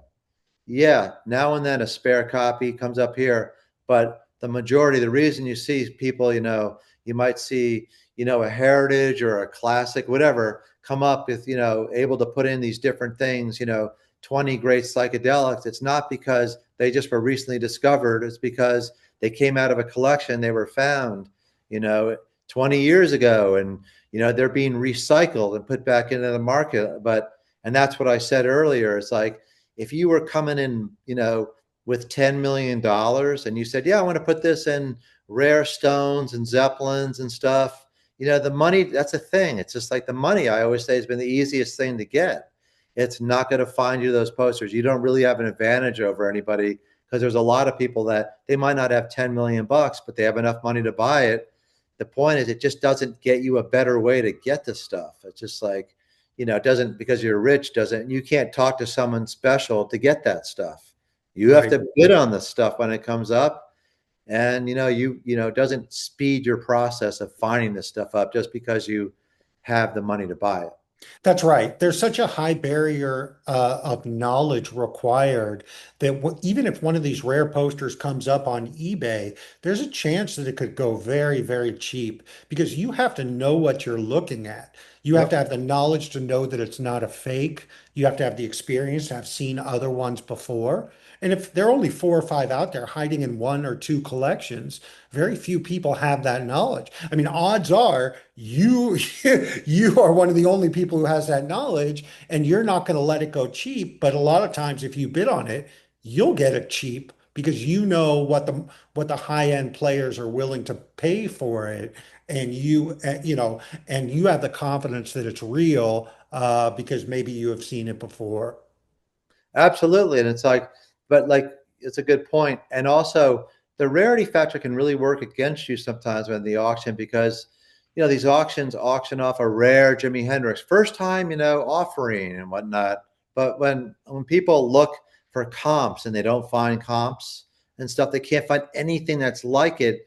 It's great, it's rare, but they don't know. It's like, should I pay 5,000 for this thing or 20,000? It's like, it's like they don't have any basis in which to go by, and then sometimes there's posters, maybe three copies have sold between 10 and 29,000. At least they have some traction on, okay, so, oh, this is the one that went for 29 was in decent shape but not great, but this is much better condition, so okay, well, then paying 45 might make sense because one went for 29 and lesser. At least they have a guideline or feeling. But a lot of these posters have never come up to public auction, and people just don't have any idea of, like, where to go. So they, maybe they'd be cautious and bid less, and they don't get it. And all of a sudden, 5 years later, when they've never seen another copy, they say, I should have bid more, but I didn't know. There's so many parallels between rare concert posters and acetates of vinyl records. The acetates, I don't know how much you know about them, but they're kind of like the rookie cards of records. You know, when the band's in the studio playing and they record it, they'll make an acetate as a reference so the band could take it with them and kind of keep it as a reference of what the music on the tape sounds like. And in the past 5 years, acetates have kind of taken off in value as they get more mainstream and people start to understand what they are. But I have a client who has the largest collection of acetates. Um, and when he thinks about selling them, he comes across the same issues that you're talking about with these posters. People don't know how much they should pay for it because there are no comps. One of the reasons why there are no comps is because he has everything. And if something comes to market, he buys it. And, people would see a comp, but if he's bidding on it, he's gonna bid to win it. So the comp you see is just what the second place person was willing to pay. But if they had actually wanted to win it, they would have had to bid much higher because he was going to win it and he was going to pay prepared to pay a lot more. So how do you know how much the acetate for Thriller is worth? If there are two out there, it's the greatest selling album of all time, and there's no comp in the marketplace. Um, how do you know what it's worth? It's very difficult to make the decision to sell something like that at auction. Um, and then the other point that I wanted to make that I wanted to see if you could identify with is if you do decide to sell something at auction, uh, and let's say it's just a day when, it's a concert poster you sell at auction, and it's a day when, let's say you're traveling with your girlfriend or and maybe one other player who's got, four of the jumbo Elvises, and you have a jumbo Elvis and you put it at auction, and on that particular day that it goes for auction, you and this other guy are, you know, unable to participate in the auction. I mean, the price could go for a fraction of what someone is really willing to pay for it just because they're not able to participate. When the number of people willing to pay top dollar for something is very small because those are the only people who know what it is and have the knowledge to know, you could get a really weak comp for one of these things. Does that make sense at all? Absolutely. It's like, a lot of, like, just with anything in life, it's timing. If an auction came or if it didn't go, if it was in a sort of a secondary auction, necessarily not one of the biggest auction homes or something, and a lot of people didn't see it, or they didn't think it was real, they didn't know how to tell the difference in a real Elvis jumbo and not.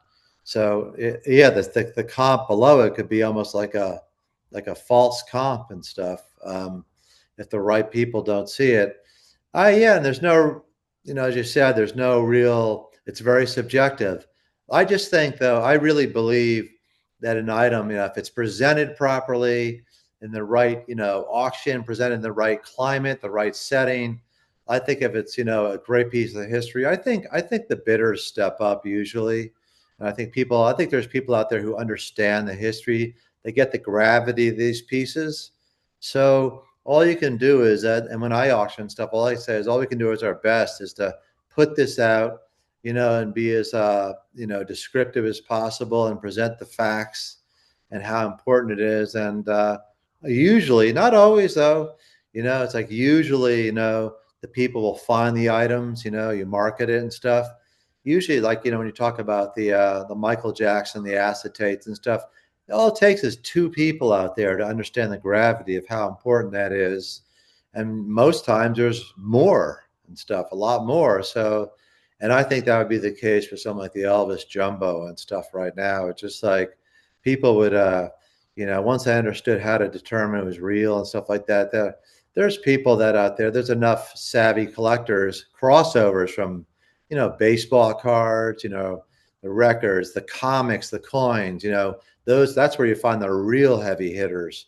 But even those people, concert posters, they're savvy enough in there, they didn't get to where they were in life, without not understanding. It's like, wow, this is a special, this is a special person. They understand how it's being presented. Maybe it's on the cover of a catalog and saying, wow, this would not be on here. Or the first, there are certain, just,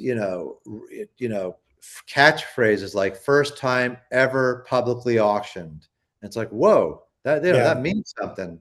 Yeah. Things like that, never before seen by, the public. They understand the gravity of what that means and then what they collect, and they understand what it means when they cross over to another collectible. So, there are bad days. I've had them in the auction house. Not everything's going to, you know, do well all the time and stuff. But I think on the marquee stuff, people get, for the most part, they're going to get that. And when it's that special, the bidders usually show up for that kind of stuff. You mentioned earlier you were traveling in Mississippi and looking for this poster, and you had a buddy traveling with you, and you called him Pete. And just for people who aren't listening, I think who you're talking about is Pete Howard, who's a longtime friend of yours. And the reason I'm bringing that up is because you're talking about auction houses coming forward with something that has never before been brought to market, and how bidders would recognize that phrase and have confidence that because the auction houses was kind of getting behind something, that it really was scarce. And I think a lot of that has happened in the last 10 years because of Heritage jumping into the concert poster game. And part of it is Pete Howard going to Heritage and him having the credibility and the knowledge. He has, like you, a lot of knowledge built up. So he understands what he's seeing and he knows how to describe it and he has credibility. And I think with all the auction houses, without key people who the public has and the collector community has confidence in, there's no way these prices would be being achieved. And so I think it's critical, to have that continuity and those influencers who have that credibility in places like Heritage and other auction houses in order for concert posters to keep growing as a collectible. Absolutely. First of all, that was actually, it was a different Pete. It was somebody who was he needed to make extra money, so I would drag him. This felt other Pete, but I used to drag him to pick up collectibles with me and posters and stuff like that, and I'd pay him to help me out. So he went on that. But getting to your point, you are 100% correct when you say that. And yeah, I mean, Pete Howard, first of all, Pete's owned his own magazine, International CD Exchange. He owned a magazine for 20 years. Very passionate collector. And speaking of boxing style, Pete wrote Pete had an amazing collection. He had some cool psychedelic posters too, but mostly boxing style. But his knowledge of music is is crazy, but he's a wordsmith, Pete. He's an incredible writer. He's incredibly honest. And when he went, I mean, he transformed the business. I mean, Pete going to Heritage, there is no question. The results, no one had seen any of those results before. I'll give you a case in point. Uh, in 2004, a Beatles Shea sold for 132,000. That was the only concert poster that had gone for over 100K publicly. One, I believe since Pete has been at Heritage, I believe they've either had 19 or 20 or something like that posters that have gone for over 100,000 in auction. And it's really, there's a lot. You got to first of all have the goods and stuff like that, and you need to be able to have the bidders and whatnot. But you need to have somebody, you know, who can be the communicator and get the word out to the public, and so be the liaison between the public and be able to describe this stuff, because a lot of people haven't seen this stuff or heard about it. And that's where Pete, I mean, he's a collector, but he's an amazing writer, and he's passionate. He has that collector's gene where he loves this stuff. I mean, he said to me this a million times. He goes, "These are the good old days." I mean, this is the funnest. We're having so much fun with this handling. These kind of posters and stuff, and they're not being found again and whatnot. And it's you could have this great stuff, but if the importance of this stuff, the gravity of this stuff, isn't being portrayed properly, then the stuff gets undersold and underappreciated and stuff like that. And this stuff is really so hard to find. And the big question is, once all this stuff's gone, where's the sustainability? It's like, this stuff gets thrown into collections and stuff like that. It's like, somebody has to sort of come along and follow up with this stuff, because this stuff, you can only do so many auctions. And then where do you get more Buddy Hollies and stuff like that, or cardboard, this or that? And, it's not coming up. People are not finding any of this stuff. I'm not hearing about people, these huge results are not, really bringing a lot of like old, cardboard or great psychedelic posters into the market. Few things dribble in, but not enough for long-term sustainability. Well, the only thing I'd say contrary to that is just that collectors' tastes change over time. And sometimes something that was important to you for a while becomes less important, or you find something else that you like more, and you want to get rid of a piece that you used to cherish. But also, people run into financial hardship, people go through divorce, the unfortunate thing is people die. And all of those factors lead to large collections coming back into the market. I know currently a very well-known collector, Jim Irsay, passed away, and he was a huge music collector. I mean, he was buying some of the top guitars out there and other music items, as well as other collectible categories. He was just a great collector and passionate about it. And there's a lot of speculation amongst dealers and collectors about what's going to happen to all that stuff that he bought. I mean, is it all going to come back onto the market? Is he going to keep it in a museum? Is his state going to keep that stuff? Did the music collectibles industry lose a great patron? And I think the answer is yes. But I don't know. What have you heard anything about that, or have any thoughts on that? Well, Jim bought the Day the Music Died poster. The one that sold for Yeah, 450,000. I heard he had it in a museum, like on tour. I mean, like he was very proud of it. I heard he had a museum in Boston, like a touring type thing. Yeah, that's what I was told by a few different people. So sad that he's not here with us anymore. But yeah, he has an incredible collection, and it's hard. I don't know. It's like obviously doesn't need the money, but it'll be very interesting. I haven't heard anything specific about it, but it'll be very interesting to see, whether that stuff hits the market again and or stays as a collection. It's such an amazing collection of memorabilia.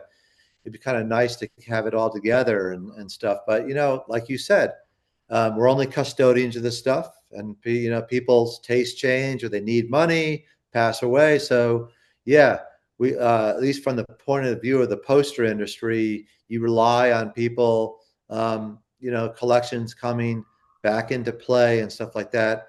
And that is happening to some degree with some of these people who collected the old Bill Graham series.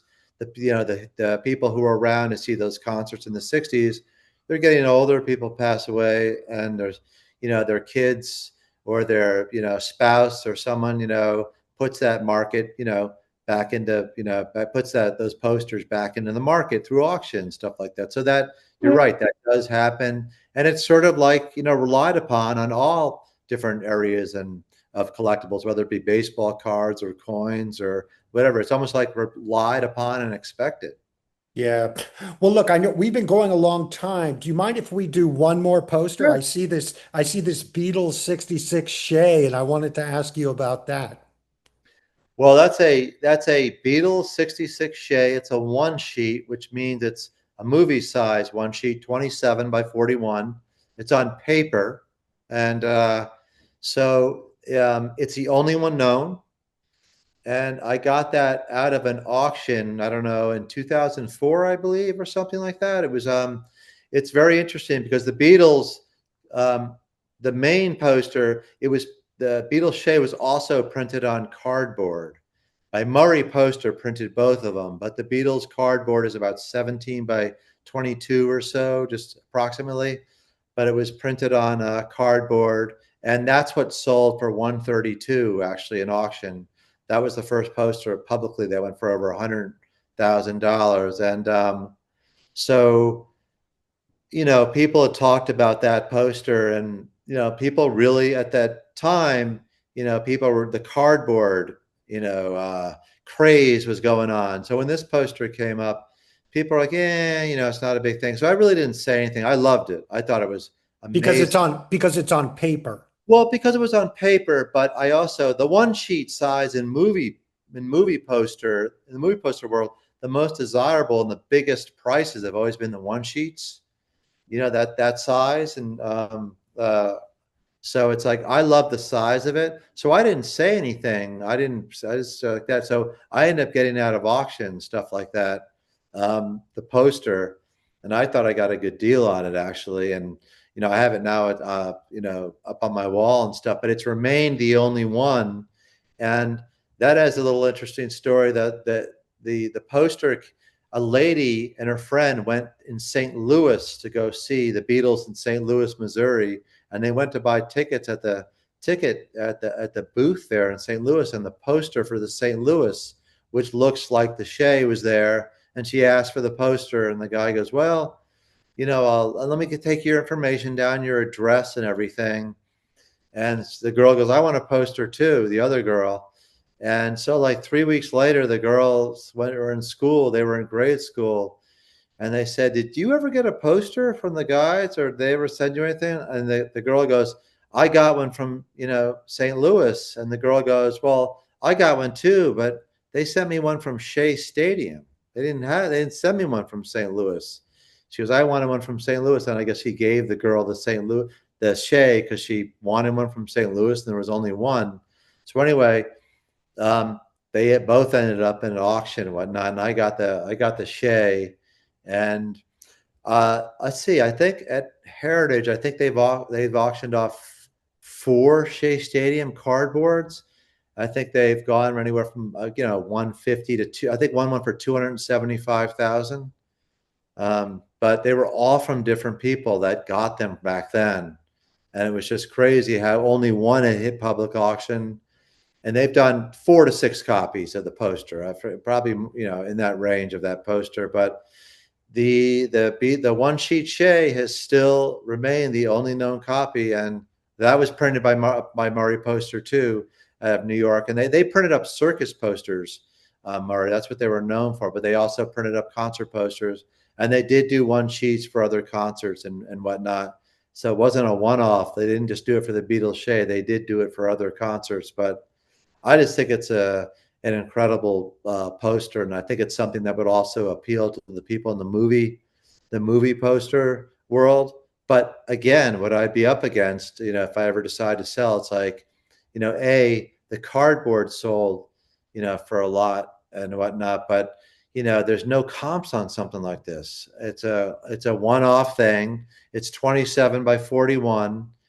It's like nobody has any, is this, what should this thing go for? Should it be worth more than the cardboard thing or less? It's like, so again, but I bought that, enjoying the poster, but I also knew that one day, when I did sell, I think, having somebody like a Pete Howard who understands the gravity and being so knowledgeable about the Beatles and stuff and being at movie poster size, one sheet size, I could see it appealing to movie poster people too. But I'm just relying on the fact that its provenance is impeccable. It's one off. It still has the machine folded creases in it. It's in beautiful condition, and it's the Beatles. It's Shea and stuff. It's in 1966. Um, the year that the time that John Lennon said that they were bigger than Jesus Christ and stuff like that. It's like, so it's still an incredible piece.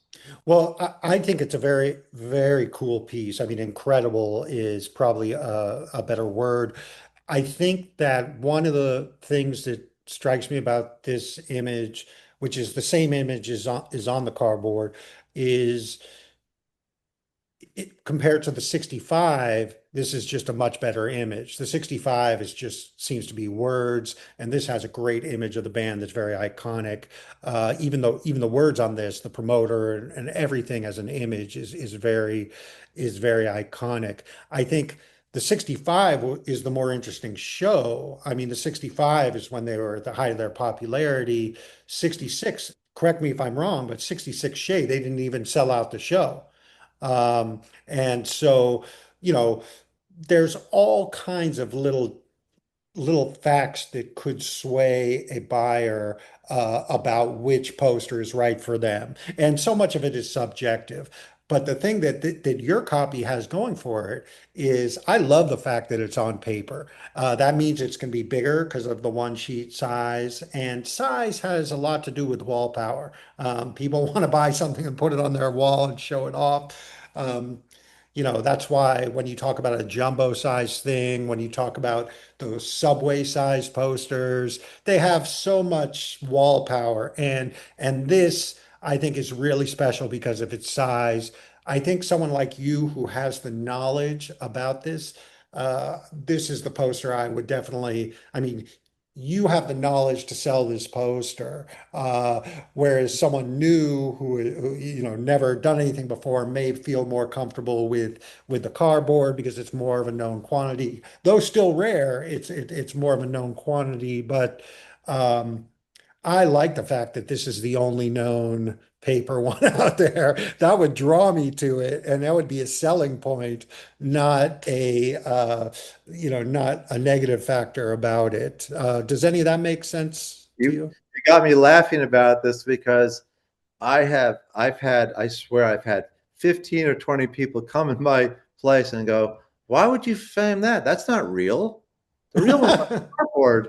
I mean, I've had 15 and 20 people go, oh, Andrew, why would you got duped. They didn't pay a lot for that.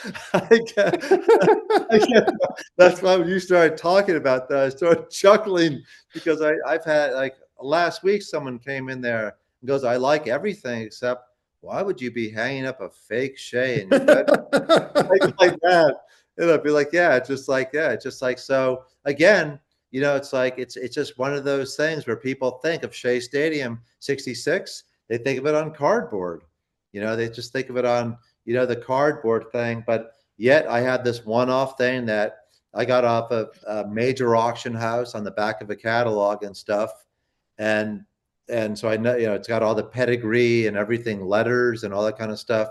So it's 100% real. But, there's, if those people were serious buyers and stuff like that, could you ever, convince them that even if you convince them that it's real, could you convince them enough to lay out some serious money?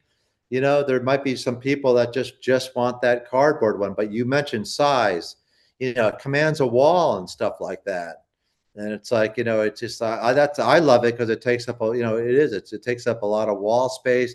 It's got the Beatles big, big huge black font. It's got different, writing on it than the cardboard. And it's a one off. And like you said, I love the paper. I love that it still has the machine creases. But I'm sure I'll have another 10 people that come in here and say, hey, it's my guest bedroom and stuff. They're like, oh, why would you do that? I guess it's, or they'll say something like, I guess if you can't afford the cardboard, it's better to, yeah, it's just like, and I'll just go, no, no, no, but that's something you'll run up against, when you go sell. And that's why it's very important to present this stuff properly and have the presenter, you really know about this piece too, it's just, Well, you know, if that was mine, the paper, I don't think, and I needed to sell it, I don't think I would sell that at auction. I think that would more be a private sale where I could control the information that I gave to the buyer so that they had all the relevant information. I think even in an auction when someone skilled is running it, um, in a conversation, a one-on-one conversation, it's much easier to convey a piece that the general public is going to be a little bit skeptical of. And to be fair, we're talking about a very small group of people in the first place who is spending $150,000 on a concert poster. And then within that group, there's like a large group who is swayed to biased towards the cardboard and against the paper. So, I mean, it's a small group already. yeah. I think if you've got something special, uh, you can appeal to a broader group privately and just have all the information and be willing to answer any questions. Would probably be my best advice. Not that you need my advice. No, but so if you look at some of like Heritage Auction, if you've noticed that on their really big pieces of the auction, like they'll have a video clip, like, hi, this is Pete Howard of Heritage Auction, and he does just that. He'll explain the piece, significance, rarity. He'll mention all the bullet points. So if you ever need to know anything about the Billie Holiday 1949 Sacramento poster, you just go to the video. It's encapsulated forever in time. It's like everything's pointed out. It's a globe. There's four known, one sold for this. So I think to your point, like you said, it has to be presented it's presented to by someone who understands the bullet points of the items to an audience. And I think that's like the winter dance posters were all presented that way in video form. There was the written description, and then you could watch a 7-minute video on, about the whole poster, setting the stage, the show before, why is this important and everything. So the serious buyer has all the facts right in front of them. They can hear about it all right there, and everything they need to know about that poster is there in that 6 minute summation on video. That's fantastic. And um, am I correct in thinking that those videos are only for a select group of featured items in the auction? Yes, 100%. They're for things that are just very, very special posters. Right. And that's one of the problems too, is like if you have a $10,000 item, you want that video too. And there's just not enough time and resources. And Heritage is a machine. I mean, they're a conveyor belt, but they do it better than anyone else. But they don't have time to do that for all the $10,000 items that come through there. I mean, they'd be doing that nonstop. Um, and so it's only the really special items that get that treatment. Hopefully in the future there's some way where sellers of a $10,000 item is still an expensive item. It's just not a crazy expensive item. But if you're selling a $10,000 item, you expect that, your Yeah. item is the most important one in the auction, regardless of what the value is. And it benefits. Maybe it wouldn't be as much of a benefit, and maybe it'd be watered down if Pete did that for every item in the auction. And I'm sure he could. I mean, I'm sure he has the knowledge to do a 7-minute video on a $500 poster. Um, but it would definitely water it down for the buyers, and they wouldn't be, oh my God, look at this incredible, like, $500 poster. It kind of gets watered down after a while. And the research, the research, the meticulous wording and presentation. I mean, it takes hours just to do one. I mean, just to do the filming, present it the right way, and take all the. How do I take all these facts about a particular thing and you know, pre, you know, bring it out, and how do I present it to someone just watching this thing for the first time? How do I make sense of this poster where someone could understand the gravity, the importance of these posters, and make it entertaining at the same time, and have a sound bite and have the camera, zoom in on certain bullet points of the poster.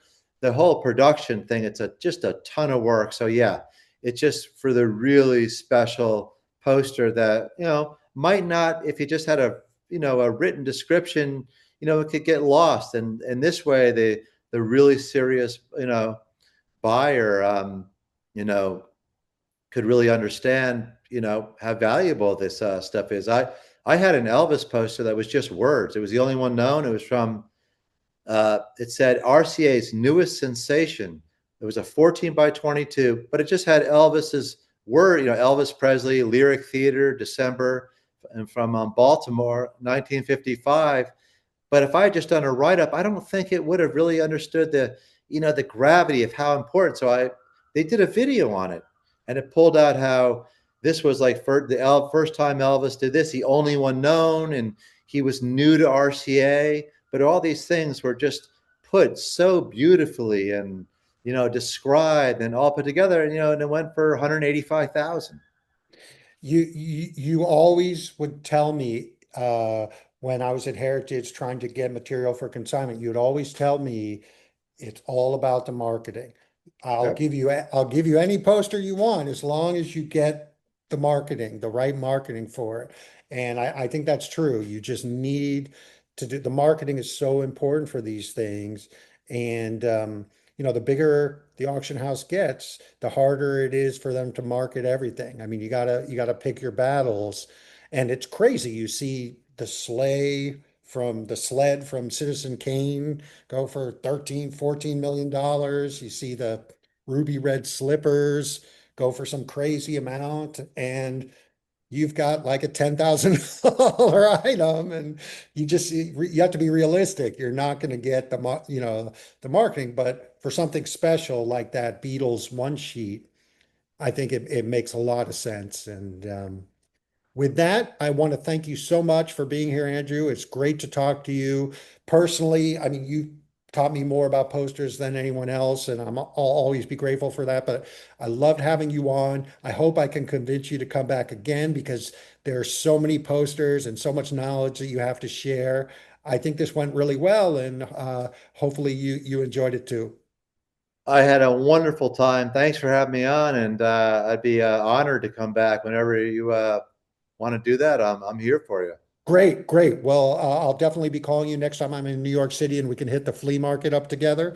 And to our listeners, thank you very much and hope to see you again soon. Thank you.